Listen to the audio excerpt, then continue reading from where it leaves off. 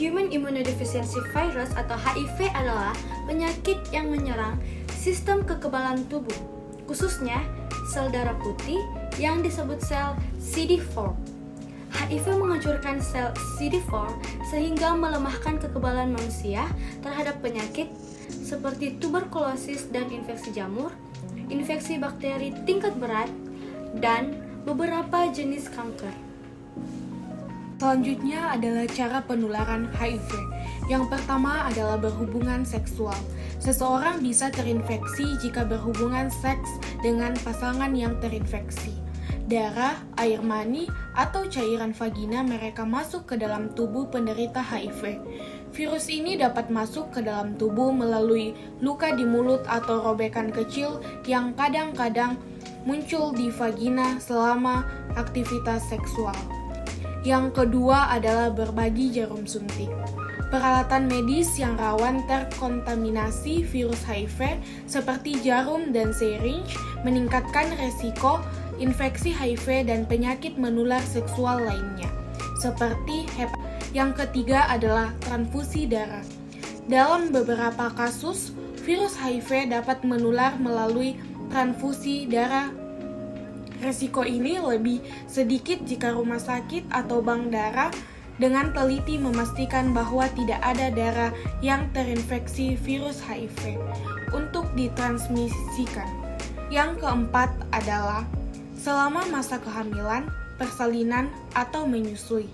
Ibu yang terinfeksi virus HIV dapat menularkan virus ini kepada bayinya selama kehamilan, persalinan, atau menyusui. Selanjutnya, gejala penyakit HIV. Penyakit HIV bisa dilihat dari gejala yang dialami oleh penderita. Gejalanya terjadi secara bertahap sesuai dengan kondisi yang dialaminya. Berikut penjelasan mengenai gejala penyakit HIV yang perlu diwaspadai. Yang pertama, gejala tahap awal yaitu HIV akut. Gejala HIV dimulai pada tahap awal yaitu HIV akut. Beberapa orang yang terkena infeksi virus HIV mengalami penyakit yang mirip seperti flu dalam 2 hingga 4 minggu setelah virus memasuki tubuh. Penyakit ini dikenal sebagai infeksi HIV primer atau akut, mungkin berlangsung selama beberapa minggu. Tanda dan gejala lainnya meliputi demam, sakit kepala, nyeri otot dan sendi, ruam, sakit tenggorokan dan luka mulut yang menyakitkan, pembengkakan kelenjar getah bening terutama di leher, diare, penurunan berat badan, batuk, dan keringat malam. Yang kedua, gejala tahap lanjutan yaitu HIV kronis. Berikutnya adalah tahap infeksi klinis laten atau HIV kronis. Pada tahap ini HIV masih ada dalam tubuh dan dalam sel darah putih. Namun banyak orang mungkin tidak memiliki gejala atau infeksi selama waktu ini. Saat virus terus berkembang biak dan menghancurkan sel-sel kekebalan tubuh, penyakit berkembang biak menjadi HIV simptomatik, ditandai dengan gejala kronis seperti demam, kelelahan, pembengkakan kelenjar getah bening, diare, penurunan berat badan, herpes zoster, dan pneumonia.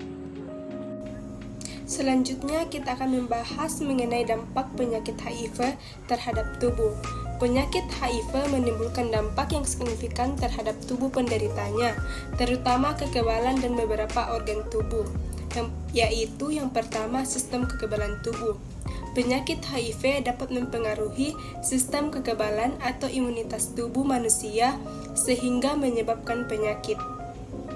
Pasalnya, sistem kekebalan tubuh berguna untuk mencegah tubuh dari berbagai penyakit. Sel-sel darah putih mempertahankan tubuh melawan virus, bakteri, dan organisme lainnya yang dapat menimbulkan penyakit. Beberapa hari setelah terpapar virus HIV, penderita mengalami penyakit mirip flu yang berlangsung beberapa minggu. Yang kedua yaitu organ tubuh yang terpengaruh. Selain kekebalan tubuh, organ tubuh lainnya juga ada yang berpengaruh akibat infeksi virus HIV, seperti sistem pernafasan dan kardiovaskular, sistem pencernaan, sistem saraf pusat, bahkan kulit. Selanjutnya yaitu cara mencegah virus HIV. Penularan virus HIV juga bisa dicegah sehingga tidak menjadi penyakit AIDS. Adapun langkah-langkah dalam mencegah penyebaran virus HIV yang dapat dilakukan yaitu yang pertama dengan menggunakan pelindung saat berhubungan seksual. Penggunaan pelindung seperti kondom. Kondom membentuk penghalang fisik antara tubuh seseorang dan cairan tubuh pasangan sehingga mengurangi risiko transmisi virus. Yang kedua yaitu dengan menghindari penggunaan jarum suntik bersama. Hindari menggunakan jarum suntik bersama dengan orang lain. Program pertukaran jarum di beberapa negara membantu menyediakan jarum suntik steril untuk penggunaan obat intravena sehingga mengurangi risiko penularan virus HIV. Selanjutnya, cara mengatasi penyakit HIV. Nah, bagaimanakah caranya? Yang pertama dengan terapi antiretroviral atau ARV. Terapi ARV bekerja dengan menghentikan perkembangbiakan virus HIV dalam tubuh. ARV bekerja untuk menghalangi virus, mencegah virus berkembang biak, dan menurunkan jumlah virus dalam darah. Dengan mengontrol jumlah virus HIV, sistem kekebalan tubuh diberi kesempatan untuk memperbaiki diri dan mencegah kerusakan lebih lanjut. Yang kedua, pencegahan infeksi oportunistik. Penyakit HIV melemahkan sistem kekebalan tubuh sehingga membuat penderita rentan terhadap infeksi oportunistik seperti TBC dan sejenisnya.